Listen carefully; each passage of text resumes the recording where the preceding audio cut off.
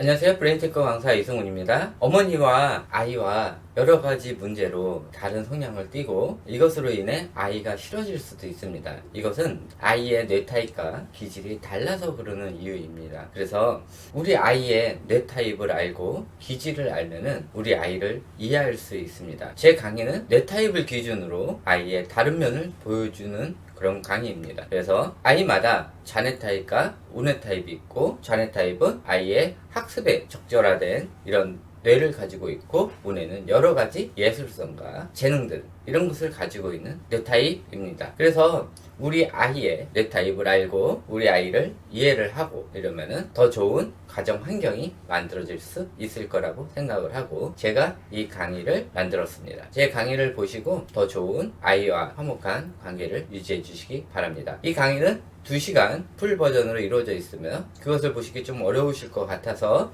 제가 나누어서 총 15편에 걸쳐서 만들어져 있고 최종적으로 한 번에 보시기 편하도록 종합편도 올려드리도록 하겠습니다. 이것으로 아이와 어머니와의 관계가 더 많이 개선되시길 바라면서 제가 이 강의를 올려드리도록 하겠습니다. 네, 지금부터 집중해서 들어보시기 바랍니다.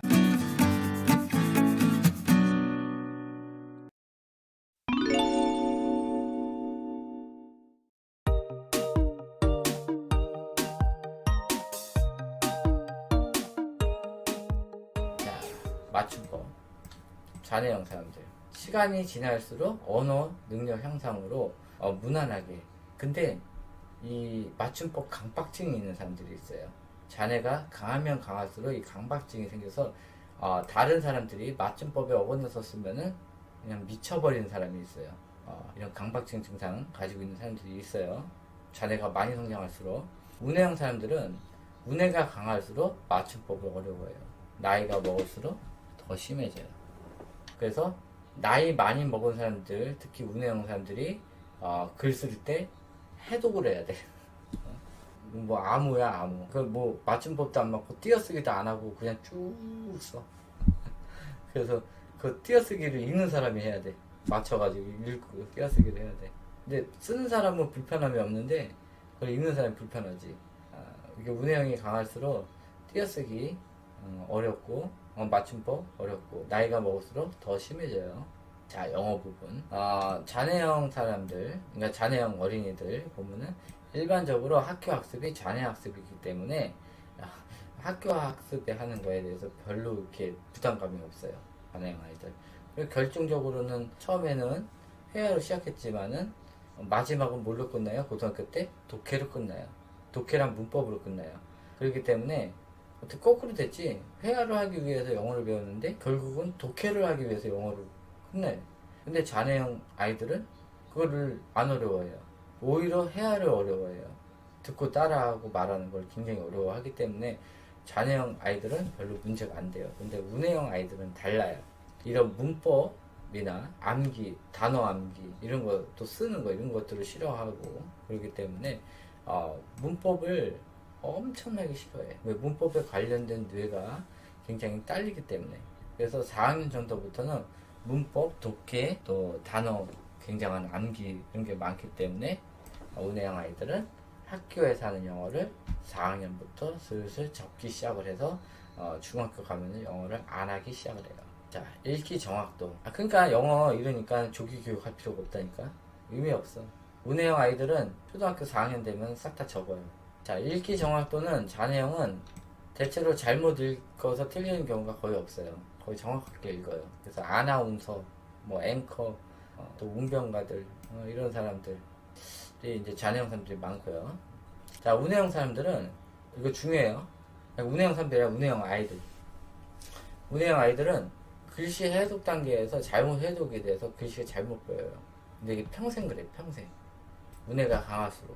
그래서 아이가 뭐뭐인 것은 뭐뭐 아닌 것은 26을 62로 보고 글씨가 없는데 있는 걸로 보이고 없는 글씨를 읽어야 되는데 중간 부분이 빠져서 보이고 글씨가 뒤바뀌어서 보여. 알콩달콩을 콩알, 콩달 뭐 이런 식으로 바뀌어 보여. 알콩달콩이 달콩알콩으로 보이고 이런 식으로 우뇌형 사람들의 글씨가 뒤바뀌어서 보이거나 또 잘못 보이거나 있는데 없이 보이거나 없는데 있게 보이거나 이런 경우가 굉장히 많아서 아이들이 시험 문제를 많이 그렇게 틀려와요. 이거는 못 고쳐요. 이건 못 고쳐. 그러니까 아이 혼내봐야 소용이 없어. 그냥 차라리 그렇게 해서 해오면 아이를 다독여줘. 아, 다음엔 좀 잘 봐라. 이렇게 해줘야지. 이거 아이 혼내봐야 소용없어요. 뇌가 선장을 안 하는데 그걸 어떻게 하라고. 그건 방법이 없는 거예요. 자, 자네에서 글씨체 부분이에요. 좌뇌형 사람들은요, 글씨체가 성격에 비례해서 딱 하나만 가져요. 자, 운이 좋으면은 2개 정도 가져요. 그러니까 성격이 지랄 같다 이러면은 글씨체도 지랄 같아요. 그나마 운해가 성장을 많이 하고 좀 공감 능력이 뛰어나 좌운해형이야. 이럴 때는 글씨체가 좀 이뻐져. 근데 그 글씨체 하나예요. 근데 운해형 사람들은 초등학교 3학년 정도가 되잖아요. 그러면은 이때부터 본격적으로 모방과 카피 능력, 디자인 능력으로 글씨체에 관련된 뇌랑 결합을 해서 글씨체가 한 개씩 한 개씩 늘어나기 시작을 해요. 여러 개의 글씨체를 그때부터 갖기 시작을 해서 초등학교 4학년, 5학년 정도 되면은 글씨체가 3개에서 4개 정도 갖고 또 성인이 되면은 더 많이 가질 수도 있어요. 저 같은 경우는 글씨체가 한 7개 정도 있어요. 더 만들고 싶으면 더 만드는데 더 만들 필요는 없어요. 그래서 공문서 쓸 때 글씨체 틀리고 집에서 필기 쓸 때 글씨체 틀리고 그 다음에 어디가 또 뭐 하여튼 장소에 따라서 글씨체를 다 바꿔서 써요 저는. 자, 정리정돈 부분이에요. 좌뇌형 좌뇌의 성장도에 따라서 정리정돈이 가능해요. 아이가 초등학교 이후 그 다음부터 정리정돈을 하기 시작을 해요. 깔끔하게.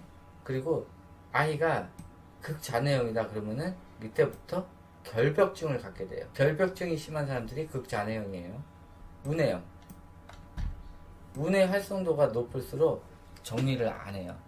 자주 쓰는 물건은 이제 본격적으로 아이들이 근처에 놓기 시작을 해요. 그래서 펜 같은 거 필통에다 놓는 게 아니라 자주 쓰는 펜은 아예 그냥 옆에다 놔요. 왜 계속 쓸 거니까 필통에다 안 놔. 이런 식으로. 자주 쓰는 건 옆에다 놔. 그게 정리하는 거야.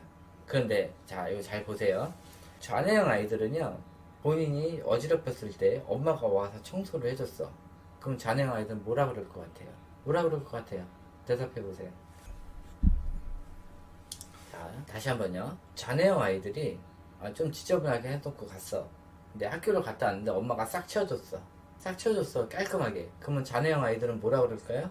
갔다 와서 엄마한테 뭐라 그럴까요? 엄마 고마워. 자, 2번째. 운해형 아이인데 다 이렇게 해놨어. 엄마가 왔는데 싹 다 치워놨어. 뭐라 그럴까요? 자, 좌뇌형 아이는 고맙다고 얘기를 해요. 운해형 아이는 뭐라 그럴까요? 1, 2, 3학년 때는 짜증내요. 사춘기가 지난 다음에 그거 치웠다. 난리 나요, 난리. 진짜 난리 나요. 집안 뒤집어져요. 막 소리 지르고 난리 나요. 왜? 운해형 아이들은요, 그게 치워놓은 거예요. 자주 쓰는 거 옆에 놓은 게 치워놓은 거예요. 이거 옮기시면 안 돼요. 왜? 걔가 그게 치워놓은 거거든. 자기가 정리해놓은 거야, 그게. 좌뇌형 어머님이 봤을 때 지저분하지만은 아이는요, 학교 가기 전에 마지막에 놨던 장소를 싸그리 다 기억하고 가요. 마지막에 놨던 장소. 자기 방에 있는 거예요, 한해서는. 그거를 다 기억하고 갔는데 엄마가 와서 그걸 치워놨어. 그러면은 엄마가 싸그리 다 어지럽히고 간 거예요. 자기가 기억 속에 있던 장소에 있는 물건이 하나도 없어. 싸그리 다 치워버린 거예요. 그러니까 애들이 난리를 치는 거예요. 왜 여기 만졌냐는 거예요. 내가 다 싹 다 기억을 해놨는데 왜 엄마가 와서 어지럽혔냐 이거지. 엄마가 치워놓은 게 어지럽힌 거야. 그러니까 운해형 아이들 방 치울 때는 항상 허락 받고 치우던지 아니면 건들지 말고 엄마가 조금 보기 불편한데 조금 치워줄 수 있겠냐? 그러면 살짝 정리를 해. 그럴 것도 없이 운해형 아이들 방에는요, 엄마가 절대 들어가시면 안 돼요. 공용으로 쓰는 자리는 운해형 아이들이 거기는 건들진 않아요. 공용으로 쓰는 자리 보통 왜? 내가 어지럽히는 거 자기도 알거든. 그렇게 하는데 아이 공간 있죠. 아이 방이 아이 공간이거든요. 그 공간은 아이 허락 없이 절대 들어가시면 안 돼요. 운해형 아이들 같은 경우 절대 들어가시면 안 돼요. 이 들어가는 것 자체가 아이의 영역을 침범하는 행위예요. 아이 허락 받고 들어가셔야 되고요. 아이 주변에 지저분하더라도 부모님이 보시기에 지저분한 거지 아이한테는 지저분한 게 아니고 아이 나름대로 정리를 해놓은 상태예요. 소파 같은 공용 딸이 몇 살인데? 4살이잖아. 지금 제가 얘기하는 건 초등학교 때. 초등학교. 지금은 상관없어요. 지금은 쇼파고 뭐고 다 자기 공간이에요. 아이가. 지금은 상관없고요. 지금 제가 말씀드린 거는 초등학교 때예요. 초등학교 때는 그러면 안 돼요. 초등학교 때는 모든 사람이 쓰는 공간은 거기를 어지럽히면은 그거는 제지를 받아야 돼요. 왜냐? 이 모든 사람이 쓰는 공간은 나중에 사회생활을 할 때 모든 사람이 쓰는 공간이 있을 거란 말이에요. 그때 자기 마음대로 쓰면 안 되는 거예요. 그래서 이런 공용 공간 같은 경우는 아이를 제지를 시켜줘야 돼요. 초등학교 때부터. 그렇게 안 하게 되면은 공용 공간에서도 자기 마음대로 쓰려고 하는 이기주의 성향이 나올 수가 있어요. 그러니까는 공용 공간과 개인 공간 이거를 구분을 해야 되는데 우내형 아이들 같은 경우는 그거를 구분을 할 수가 있어요. 그래서 그 자기만의 공간의 범위가 있어요. 그래서 그 공간은 오히려 다른 사람들이 침범하는 걸 싫어하기 때문에 우내형 아이가 나중에 우내형 딸이 될 수도 있잖아요. 우내형 딸일 경우 우내형 딸 방에는 절대 들어가시면 안 되고 우내형과 자내형 그러니까 딸이 둘이다. 하나는 우내형이고 하나는 자내형 딸이다. 그러면 방을 따로 주셔야 돼요.